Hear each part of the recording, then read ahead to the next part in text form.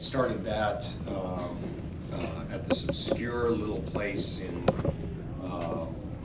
in February of 2020, this obscure place called the CDC, and was where we had our first meeting. And then I got very involved in how do we rescue, rural healthcare during COVID. And maybe you probably saw me on national TV. I was on national television 30 times defending the president. Got canceled, and made it through that. And then, like President Trump, we decided that we were going to run for governor again because Kansas needs saving. There's a lot that we have to do for it. What most people don't realize is that when I left the governorship, how much we had accomplished and done as lieutenant governor and governor. And I want to bring what we were starting as success to continue. So when I left the governorship, Kansas was the pro-life state. Abortions were down, we were heading down. We were the culture of life was on the rise. There were more Kansans working than ever before in the history of the state of Kansas.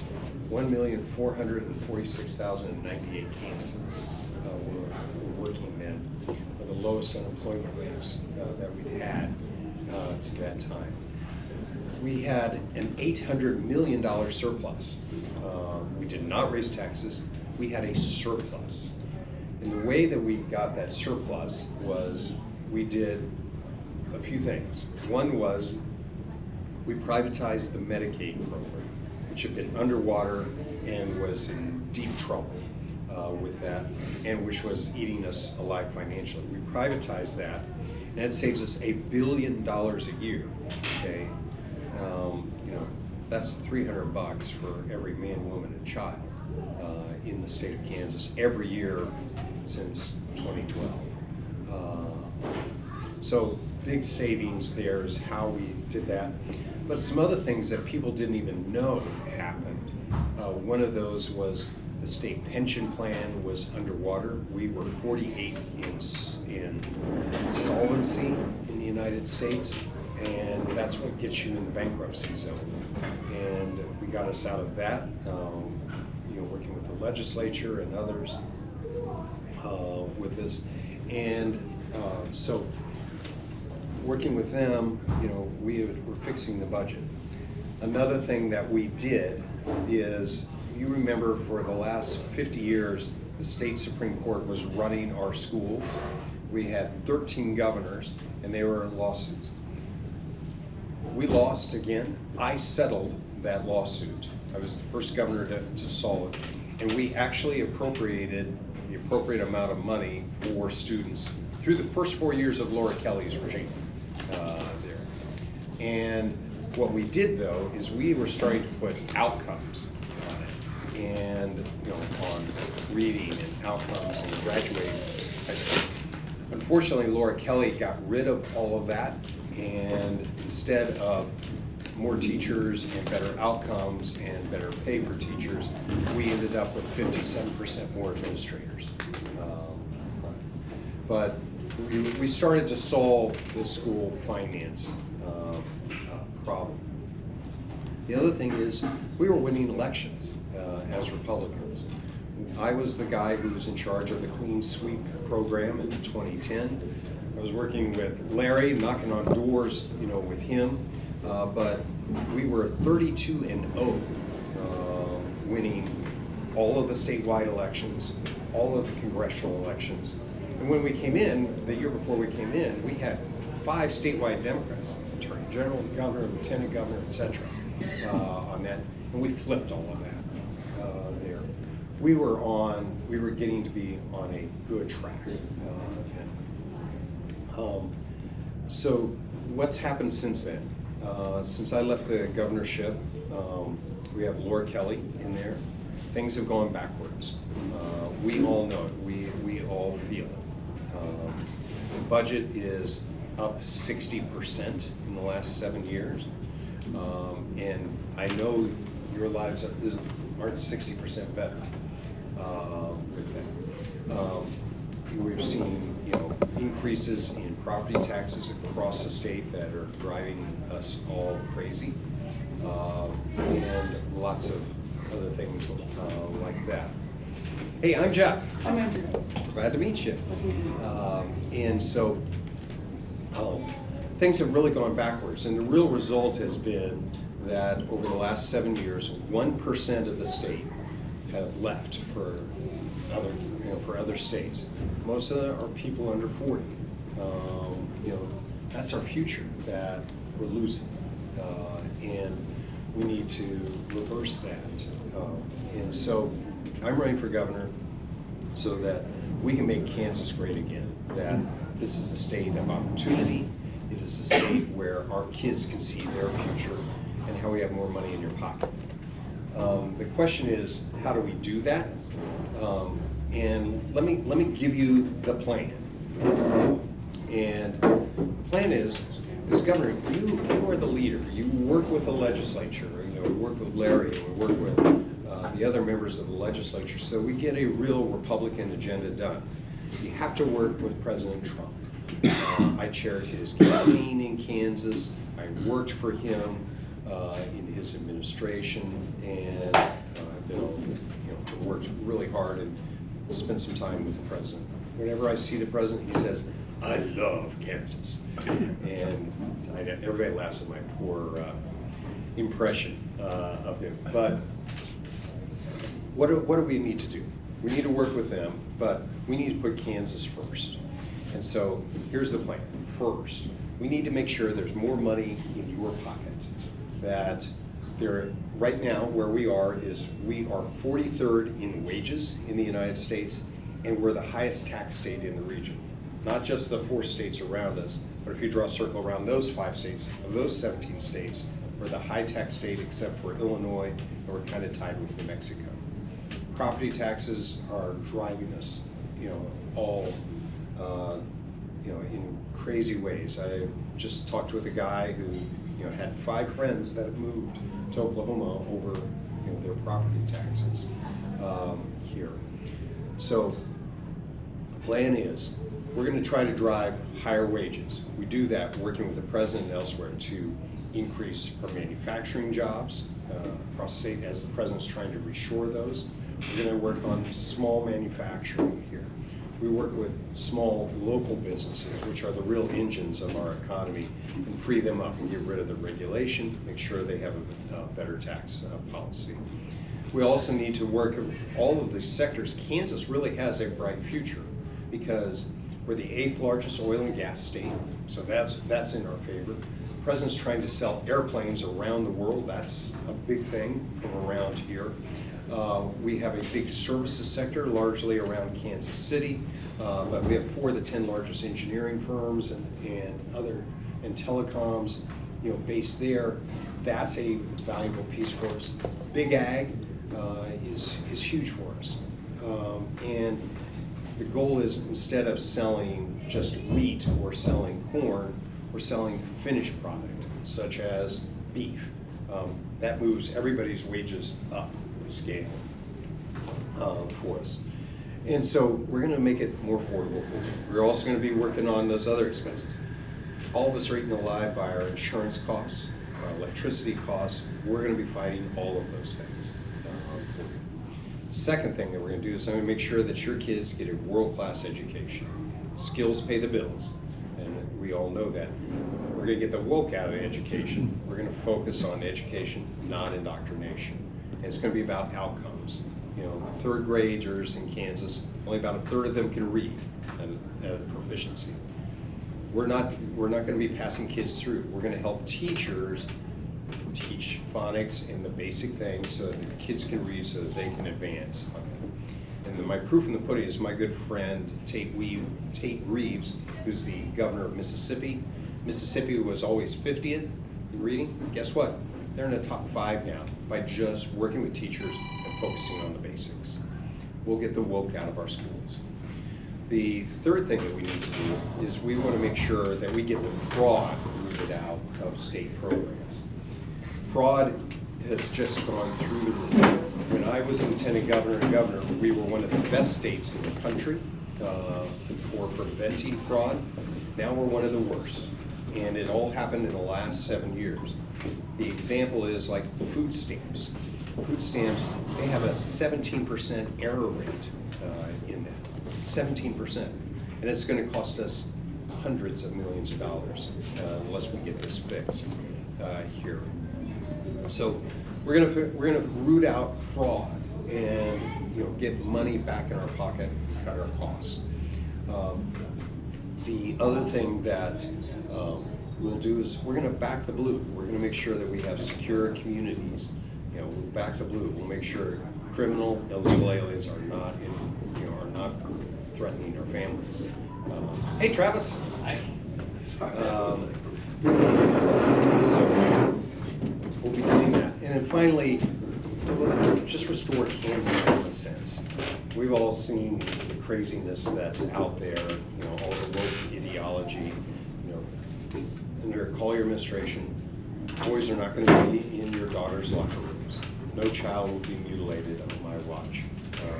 And we'll restore, common sense, Kansas common sense. And when we have Kansas common sense, we all come together with it. So those are some of the things that we're going to do. One other thing, is making government more functional and responsive. When I was governor and lieutenant governor, we eliminated 5,500 unnecessary state employees, and nobody noticed on this. We're starting to actually give you an app where you could do all of your government, work, anything with it. I think you should be able to do it at 3 a.m. in your pajamas on your phone, just like you can go to the bank and do that. And when you do that, you need fewer state employees. We're one of the highest per capita in the country, the 3rd highest per capita, and that's expensive. 1,000 state employees is about $125 million per year. And if you can mechanize this, more, then we can turn more of the state employees to actually serve you rather than push papers with each other in the back office. And so, we're going to be transforming the state. We'll work with this legislature, and we're going to get this done. So I really want to ask for your vote, but happy to sit down and take some questions and just have a real discussion for a little bit. Okay. So, sir? The school budget is a big deal. Most of our money goes there. Yep. We've got a real problem with the increase in administrators and the decrease in teachers. The other thing that absolutely galls me is the focus on special needs. Not that these kids don't need to be taken care of. We have got some extremely intelligent young people. We ought to be fostering them as much as we can. The push shouldn't be on special needs. The push should be graduate some extraordinary kids, students. Well, one of the things, so Larry and I were just talking about this, we need to redo the school finance formula, so how is money apportioned? How they determine whether or not a child is, quote, special needs is whether or not their family gets free or reduced lunches. Under federal policy, literally 70% of all the kids get reduced lunch fees. 70% of our kids are not special needs. Let's focus on special needs. Let's focus on getting resources to the kids. And the way you do that is we focus on outcomes. We do not promote children into 4th grade if they can't read. Let's give that kid a chance. Let's go and fight for that kid. We need to just have outcomes, and we need to make sure that we focus on the basics and we're not all fluff on this. And I think we can turn that around. It's going to be a hard fight, and we need the state board of education, the legislature, local boards to all work together on that. We're going to spend a lot of effort. It's our biggest budget item. We're now spending almost $20,000 per child in the state of Kansas. I know a lot of East Coast boarding schools you could go to for that, but we're not getting the outcomes that we should. And we've just got to really come down this administrative load. So, what can be done at the state level to slow down some of this green energy stuff? I know you had to notice as you drove over here that the sky is filled with helicopters. And, you wonder, it seems to be really becoming more and more prevalent. And so, what's your thoughts on that? Yeah, so for starters, usually the economics of that don't make sense. There's still a bunch of federal subsidies and things that are pushing those. I'm an all of the above energy guy, but the real thing is we need more natural gas, which we have, okay? We need more generation that is baseload generation, not just wind dependent generation on that. We're seeing some new nuclear capabilities that are going to be really interesting, where you actually put like a little mini nuke at the bottom of a well that's a mile down, so that it's safe and it generates heat and and steam to drive a turbine. The KCC is who manages this, and we need conservative members of the KCC board. When I was governor, I appointed our only conservative member of the KCC. I'm going to make sure that we're going to have conservatives there. We have new board appointments that happen in March of next year. We also have to work on the KCC staff so that they turn decisions back quickly, and that we give local communities, some control of their lives. And I think, these decisions, I want to return decisions to different counties so that they can decide. A lot of people ask me about data centers, okay, and there's a lot of concern about that. Data centers are big investments.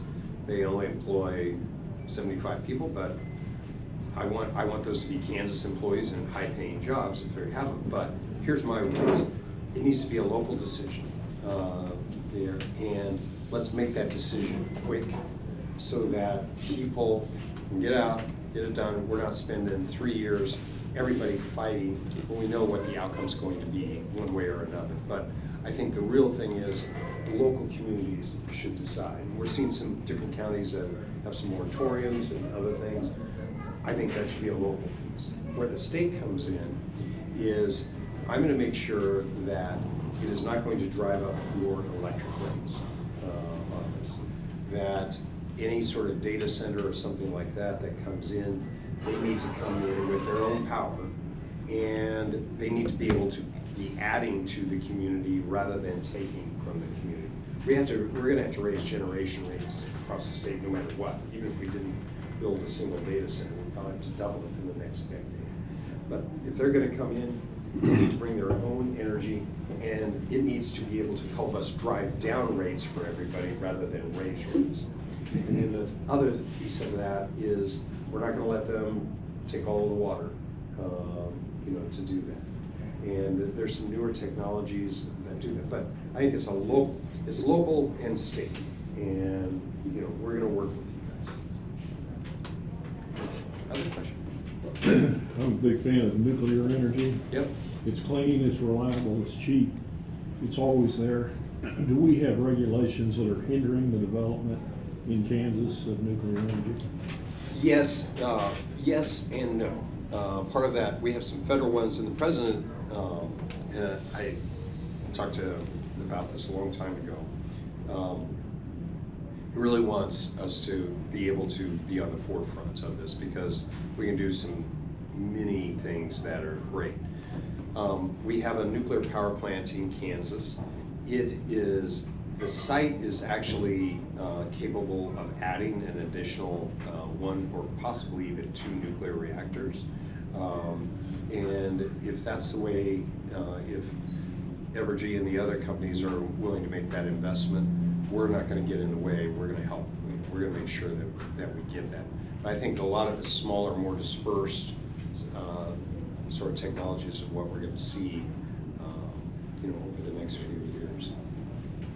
So, getting back to that, as a follow-up, the military's been doing this for decades. Submarines, aircraft carriers. Mm-hmm. Yeah. Why can they do it and we can't? That's exactly. You know, part of that is, federal, regulation.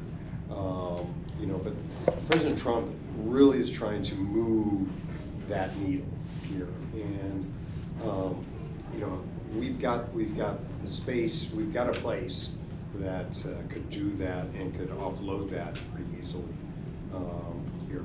I think, we need to make sure that we're not driving everybody's rates up as we do this. We need to be driving people's rates down and holding the line on that.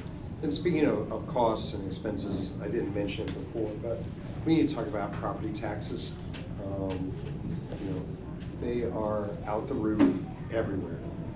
I was in, the last, I've been in, Liberal and Salina and Assyria, let alone down here in southeast Kansas, all this week. Everywhere, property taxes are going through the roof. It's pricing people out of houses. I talked to a guy in Atwood where his property tax in Atwood is more than his mortgage was when he bought the house. Which is, and he's retired, he's on a fixed income here. One of the things that we will do is, this is a statewide problem, it requires a statewide solution. And as governor, the legislature can't do this alone. You've got to have the governor as well involved in this. And so what I want to see is a constitutional amendment you can count on that is going to look at the two things. We have the appraisals and we also have the mill levy, and you multiply those together and that gives you the outcome.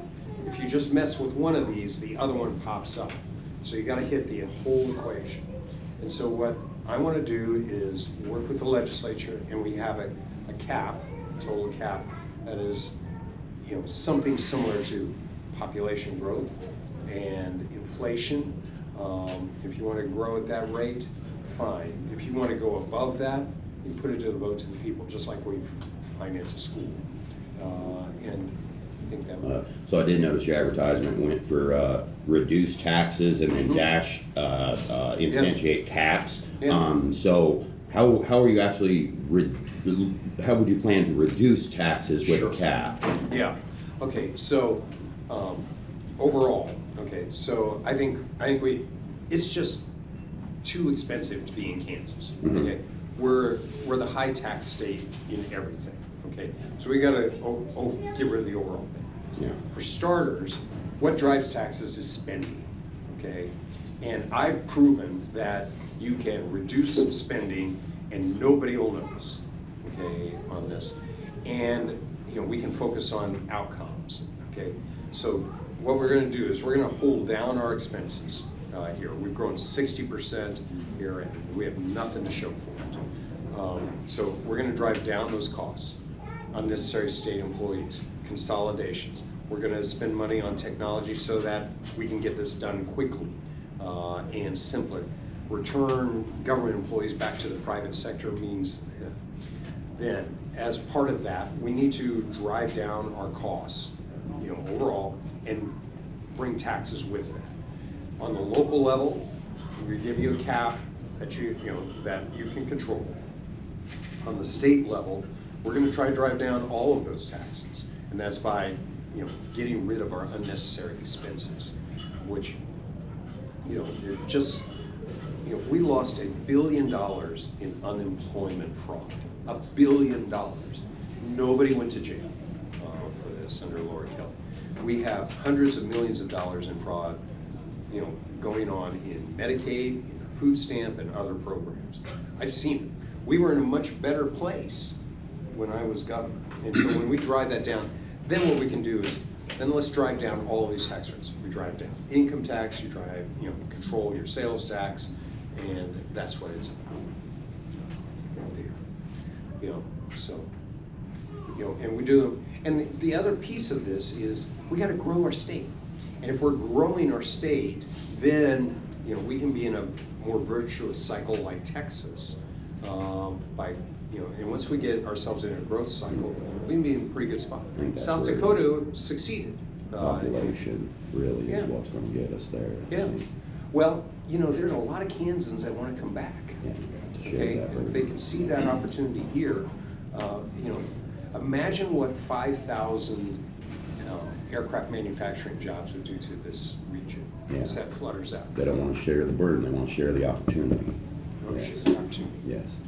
And, you know, the president, you know, we're gonna see more defense spending. It's gonna be in aviation, it's gonna be in drones, it's gonna be in lots of technology. There are things that can be done here in Kansas. Yeah. So we can compete. And, you know, my job as governor is to be really aggressive. I'm a surgeon, I'm an aggressive guy, and I'm a nice guy. But I'm always gonna think of people first, and I'm not gonna take crap. But I'm gonna do it with a smile, and you're gonna be proud of it. You will see the result. You know, you will see and feel the result. Breaking news. I am officially filing for governor on what date, and my lieutenant governor is? Oh, okay, we officially file, I don't know the filing deadline is June 1st. Right. Okay. I have a selection process ongoing. I have some incredibly wonderful options of people that are willing to step up. We will make that announcement, you know, at the end of this month, in the next 30 days. Well, I was hoping you would give us. I'd give you the inside. Little inside baseball here. Yeah. Let me give you a campaign, the inside baseball. I'll give you a little campaign, the inside baseball.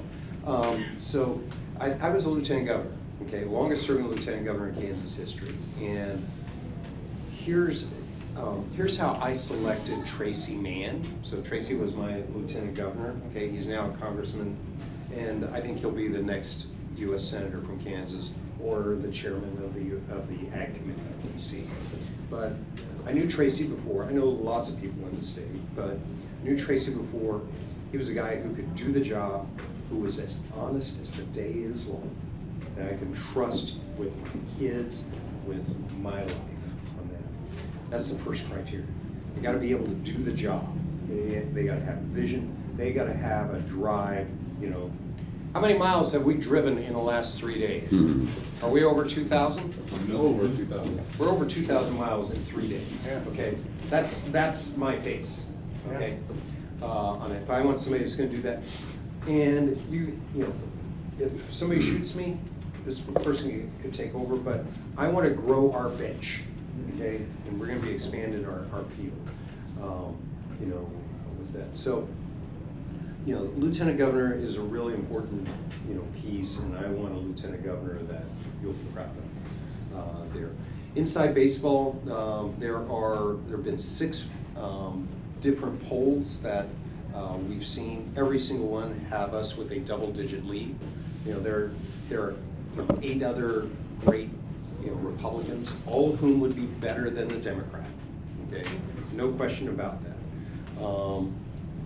I'm the one that has the most experience, been in the real world and back. And like President Trump, when you've done the job, done it well, and you go back and you're in the real world for a few years, and when you come back guns blazing on all fronts. And we're all sitting here watching this stuff while everything else is happening over here. And that's what we're going to be doing, is that. And so we want to hit the ground running, and we're building a very big campaign. You know, all 105 counties. You know, we raised more money than any other candidate, and that's important because the Democrats usually put all of their money on one person. I'm the only Republican who raised more than the Democrat, and you know, so we're putting together a winning team, and we've been on TV now for what 4 weeks now. I think this is the 4th week on that, longest and the biggest ad buy. We have I'll tell you a little secret. We have a new television ad coming up. I think that should go down on Wednesday. You'll see a new TV ad across the state. So, yeah. seems like government chooses winners and losers in businesses, with tax incentives and star bonds and everything else. And so the winners get all these benefits, and the other companies have to pay the taxes to support them. I see that they got all this assigned to them. That's going to be a handicap for trying to get all the costs down, the taxes down, and everything else, because you have all this with contracts and so on. What can be done? Yeah, I think for starters, you gotta, okay, every state uses incentives when they compete against us. And one of the things that's happened is we've gotten rid of some of our best advantages. You know, we used to be a low tax state.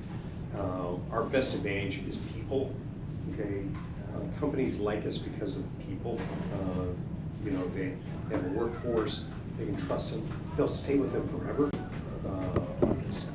And what I found is that I don't think we need a million incentives to go and bring business into the state. I think we need to expand our own businesses first.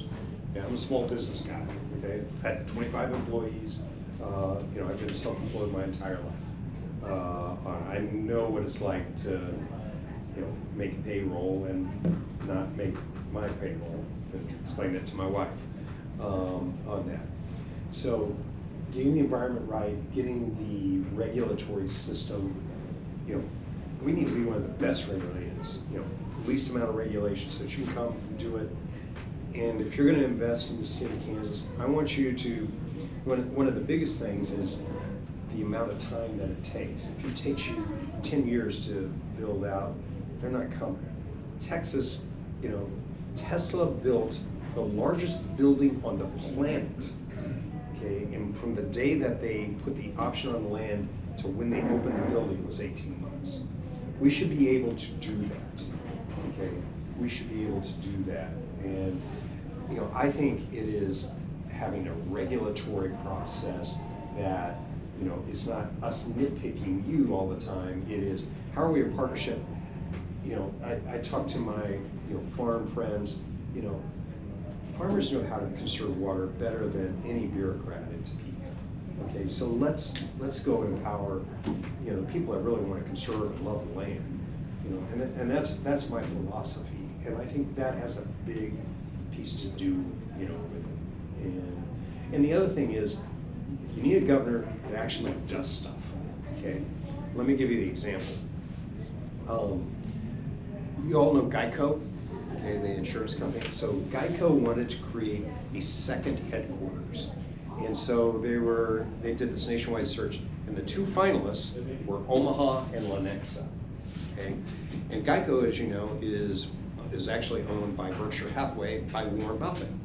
So I called him up, and I said, you know, hey, you know, we're one of the finalists on this. He said, well, I'd really like to go to Omaha, you know, but He is the oracle. he is the oracle of it. Today is actually the first Berkshire Hathaway meeting. You know, they have their annual meeting. Today is the meeting. It's the first time Warren won't be there. Without him, yeah. On it.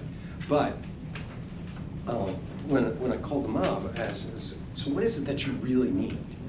And there was a small incentive that was there. It wasn't a giant one. It was a small incentive there. But he said, what we really need is we need actuaries. And in my head, I go, actuaries? They'll stay forever. You know, those are good paying jobs. So what do you need? He said, well, I need to make sure that I have a pipeline of actuaries. We'll probably need 40, 50 a year on that. So my job is I'm calling up universities and talking to them and calling them back in 3 days later and say, yeah, but I can make sure you don't want 75 a year. And so they were originally going to do 300 jobs. It turned into 600. Okay, that's the type of thing that you do. You know, or when I was lieutenant governor, one of the things that we did, we were trying to market Kansas wheat to Taiwan, okay, the little island off of China. I went to Taiwan to celebrate the year that in Taiwan they consumed more wheat than rice. Think about that. And it was hard red winter wheat, which is not the softest of bread, but that's what they liked in their noodles and stuff like that. That's what governors do. And when you see, what you've seen for the last 7 years is somebody that's just shuffled and Kansas just lagged. And so that's what we're gonna do. Ladies, questions? You come on, you ladies have the hardest ones. Guys are giving me softballs. This would be the hard, you called it a regime. Why did you call it a regime? You mean? You said her governor. Yeah. It is not a regime in the military dictatorship. It is a regime, though, that is an administration that didn't do things. Okay, you know, that's what it is. And maybe I probably should have been a little more charitable on that. But I think, you know, as a governor, you need to go and spend time with all sides. So I had regular meetings with the Democratic leadership. She does not have regular meetings with the Republican leadership at all. I did it with everybody, okay, and we're all Kansans. And there are some really, we can agree on a whole bunch of stuff. You know, I think we agree on 80, maybe even 90% of them. And I think we should put our best foot forward instead of just creating bureaucracy and more bureaucracy. We have 3,000 new employees for the state of Kansas. That's costing you almost $400 million a year, and you don't know what they do. They cannot. One of the things, they cannot tell us how many people are working from home versus working in the office. And so we need good, I think we need competent administration. One of the things that I did, okay, so we were changing how government worked. She's eliminated that, but what I wanted to do is, I was having us go to a corporate model where we had a chief operating officer, a chief financial officer, people that had through line authority up and down, you know, a chief people person, so that we have good employees, we take care of them, they take care of us collectively, you know, but it's a good place to work.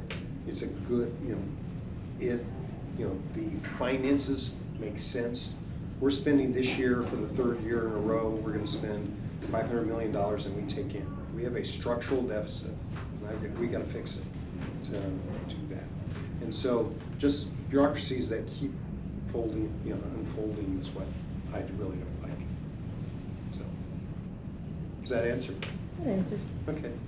My concern Yeah. is Social Security, Medicare, and Medicaid. Mm-hmm. And Trump is talking about all the states taking care of these. Are you going to be able to take care of Social Security, Medicare, and Medicaid? Okay. So, And how? Yeah, and how. And I think you deserve a very practical answer, okay? So Medicare only, okay, versus Medicaid.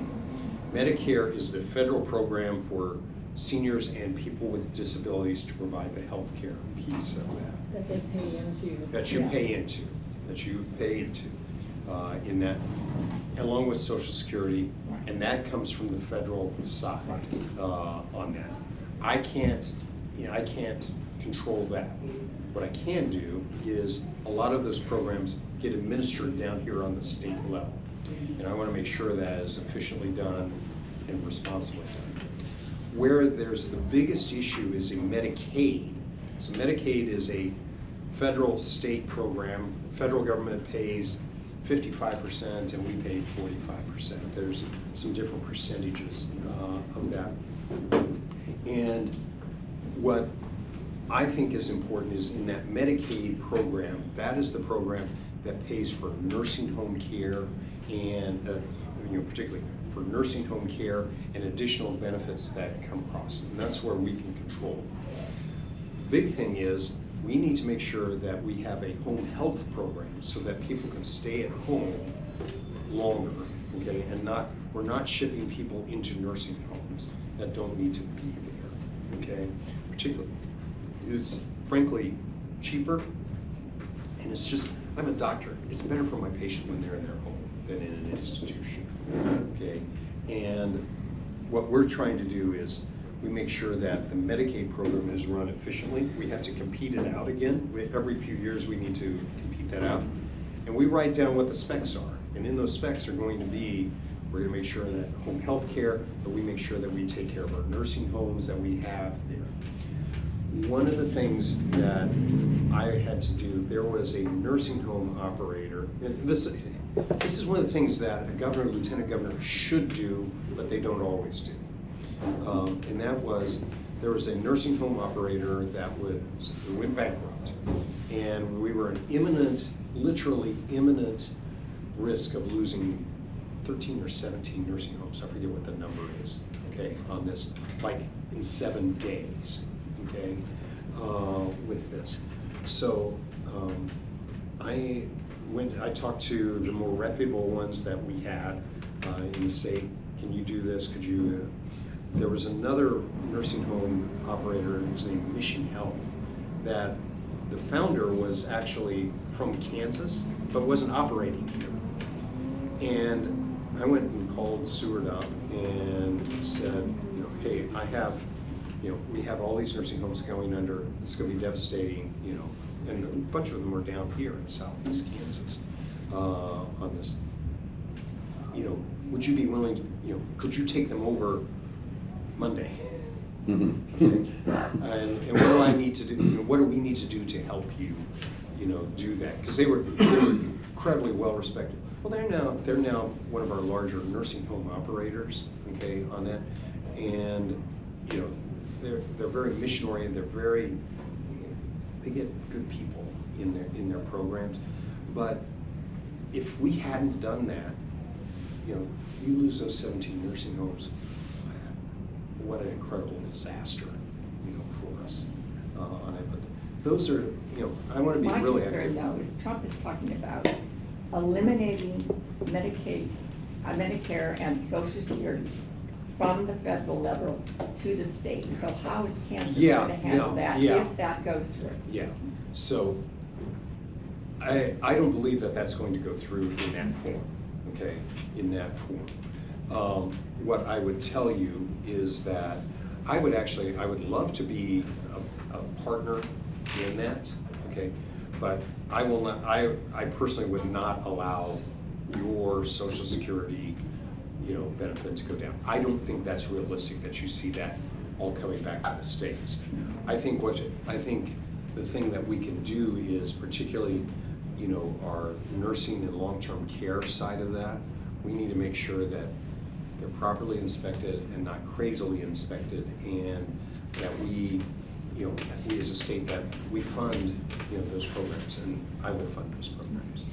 Okay. I have a question. Sure. I agree, home health is probably a good thing. Yeah. How are you gonna get the for-profit home healths to accept Medicaid at current reimbursement rates? Yeah, that's a big part of our challenge. There are a few that do. Okay. There are a few that do with that. What I have not, we actually had more private, more of the bigger ones accepting that when I was lieutenant governor. My understanding is that in this, the documents on these things are huge. They're like this. Okay, I actually read through this section is called Statements, Terms, and Conditions. It's the fine print, you know, the big print giveth and the fine print taketh away. And so we went through those, and we had a number of requirements that if you're going, you can't cherry pick, you know, with that. And I'm not certain why it has totally happened. My belief is that they started letting all of these outs happen in those contracts. Well, if the agency's a Medicare certified home health, then they're gonna have to follow, even if they take Medicaid, they're gonna have to follow Medicare certification. Right, they have to be And that Medicare is certified. Kind of can be cost Mhm. prohibitive especially if they get a referral for physical therapy. Yeah. The cost of that physical therapy is going to eat that reimbursement rate up in no time. Do you, so you're obviously in that sector. I'm retired. What did you do? I was the county health administrator and the home health administrator. Okay. So what could we do on the regulatory side to, make that easier? And I'm a few years out of date, so Okay, I that's haven't fine. checked it. The Medicare part was, those are, and you have to have standards and you have to have Yeah. certifications, but, Medicare, rules and regulation. It was hard to admit a patient when you have to jump through hoops, especially for private insurance.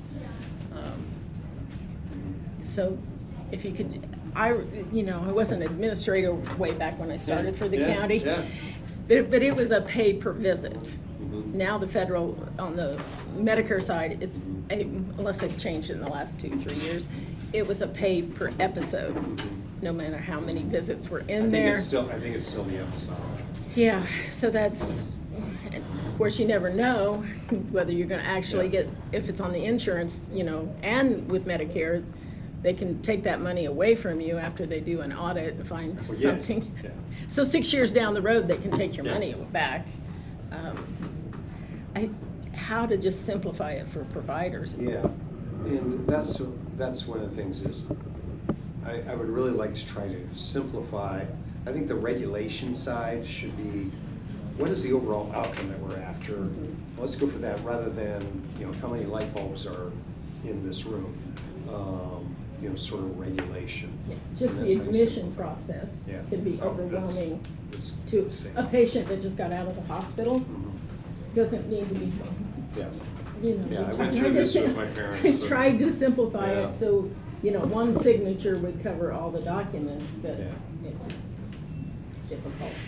So I'm glad that we also have your experience here, as well as you being a doctor, but Yeah. as well as talk about the Medicaid issues, nursing home closures and whatnot. I'm a new resident. I moved here last year with 2 other. From where? Fort Riley, Okay, originally Alabama. okay. So that being. Were you military? Twice. Okay, thank you for your service. Thank you for your tax dollars. That being said, in nation building, the bigger things that we try to focus on first was always infrastructure with logistics to ensure utilize both water resources, food resources. In my experience back in 2011 in Helmand province, one of the biggest missions we always did was medical care for our trauma centers and whatnot. Unfortunately, some of it was a waste. I can easily vouch, even no matter where you are. Fraud is easy, but that being said, since moving here, I've noticed that Sumner County is mostly blue collar, would be the agriculture, the meat plants, the everything else. But there is no medical care given how much blue collar work there is, and that's kind of the issue because y'all used to have a hospital back until 2020, but the ER is the only thing that's being ran by Ascension Via Christi. Otherwise, we have to go all the way up to Wichita. If you go to Caldwell, Caldwell has a hospital. Caldwell. It's a critical access hospital. But This hospital was not designated a critical access right. hospital, which is Medicare. Yeah, that's a It's- Medicare issue. And there can only be so many critical access hospitals within a 50-mile range, I believe. Right. all right, so that would be the actual why. Yeah. Because I was about to say, especially being a veteran, that I want to get my health at home, not really reasonable. And for some reason, way back when, the administration of this current hospital chose not to be a critical access. I don't even know why, that was so long ago that. So, two things. Okay. I didn't tell you this part of my background. I work with an organization called International Medical Corps. It's the largest American organization that works in war zones. And we began in Afghanistan. I was in Helmand province in 1986 during the Soviets, okay? Nothing's changed. And the Afghans actually liked us,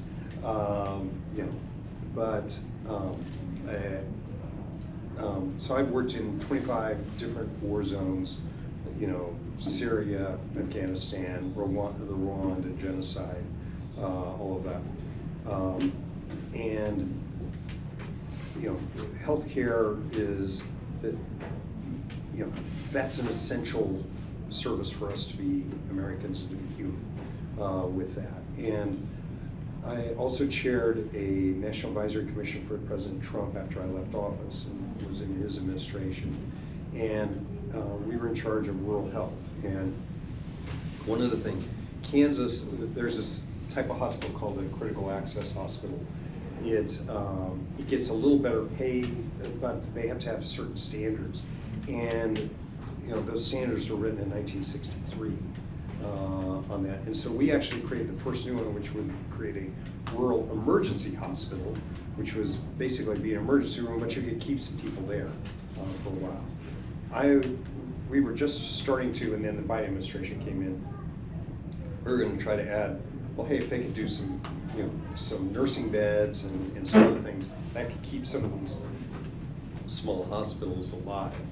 But the other piece of that was we need people, we need personnel, okay, and it's everything. Is, you know, CNAs, is is licensed nurses, not just all RNs or nurse practitioners, on up to doctor. And so one of the things that we started when I was governor was trying to get a new medical school here. It now exists in Wichita, and they're going to start, you know, we're going to start seeing graduates. But we need all of these programs. So we need more doctors, more nurses, more CNAs, you know, the whole thing. And, you know, we need more. And so expanding all of those slots so that, you know, if you're a kid in high school, I think, you know, I have no problem paying for that certificate, you know, if they want to be a CNA or something. And then you get somebody who has a skill and they can get a job. And a lot of times, you know, the hospital, if you start as a CNA, the hospital will actually pay for you to get to be an RN. You know, in fact, my nurse did that. And so, you know, expanding these sorts of programs, you know, here across the state. And one of the things that I like is, I think those programs need to have roots in smaller communities because you're more likely to attract local folks and they're more likely to stay rather than go to Kansas City. Funny enough, where I'm from in Alabama, that's actually the main industry. Is medical, because they did go through that approach. Yeah. And they opened up an osteopathic medicine college and 3 different nursing schools. So you're not wrong in that approach. Yeah. I've seen that over 30 years. Yeah, I think that's really something, you know, and you know, we have a great community college system. I think they've been a little bit ignored over the years, and you know, I want to make sure, you know, that we can get. I think we need less degrees and more certifications, personally, for manufacturing and for all of these for these jobs of the future, and jobs that are right now, and you know, empowering those community colleges. They're pretty nimble in their ability to do some of that, and you know, there are 6-figure jobs that you can do with a 6-month training course, and there's a bunch of those that we can do here in Kansas, and I like that. Thank you for serving at Fort Riley, which brings up another issue, which is Fort Riley, Wichita, you know, with the Air Force, and then the Command General Staff College. We have lots of military that come through here that would actually like Kansas and want to stay. We need to recruit these people, you know, to stay in our state and help them, you know, encourage them on that. And how can we do a better job of that is my question for you. For sure, medical coverage, and also, as you're already saying, the job field. Me and one of the 3 different families that did move to Wellington, we drive all the way up to Park City for work. Okay. Like, that's only because that's the ones, like, I have 4 different MOSs, they have 2, so like, who's gonna pay us for a skill set? Yeah. I tried doing Elkhorn Valley packing here, and that's, Didn't work. no. You know, I think, you know, we've got challenges, you know, with that, but you know, the other piece, you know, we need to make sure, you know, we have the road system that goes to all of our communities. We have the 4th largest road system in the United States on that. we're gonna maintain that, because that's the way we get product to market. We can get to Park City or wherever, but we need to maintain that. We're gonna work with the legislature on, how do we, really extend that. I think we need, make sure we have good roads, good access, good internet. So, yeah. Maybe take one more question or something from somebody. I got a question. Yeah, Larry. Okay, you were governor for A year. 1 year.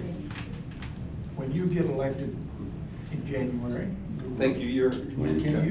Can you serve 2 terms? Yes, I can serve 2 terms. So you could be the longest serving governor. Yes. Okay, I just want to make sure that was Yes. out there. Yeah, that's out there. And my wife, is amused, by that. So I married this lovely Hispanic lady, and we have 3 beautiful daughters on it. And Larry's met Ruth.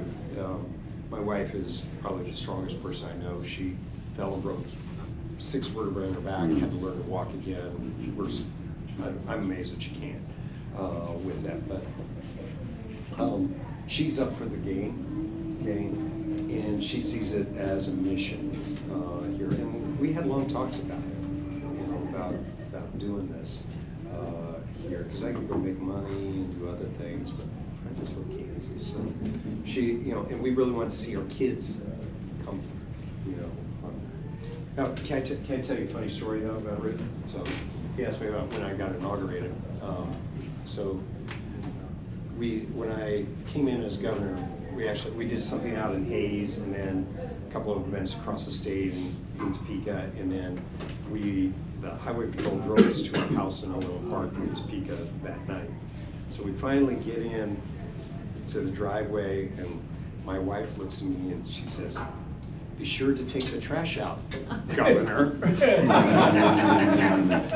So you know who the boss is in the Colyer household, and that she's looking over my shoulder with it. God bless you all. I'm happy to chat for a few more minutes. Do we? I don't know whether we have time. No, I don't. 2 or 3 minutes. Okay, Gotta go. Okay, but yeah, I'm happy to chat with folks. I was gonna Thank say, you. I really support the idea of supporting a working birth certificate, some sort of a technical or medical especially, certificate out of high school, absolutely. Absolutely. We started that. We started doing that Yeah. in our administration, but it needs to go.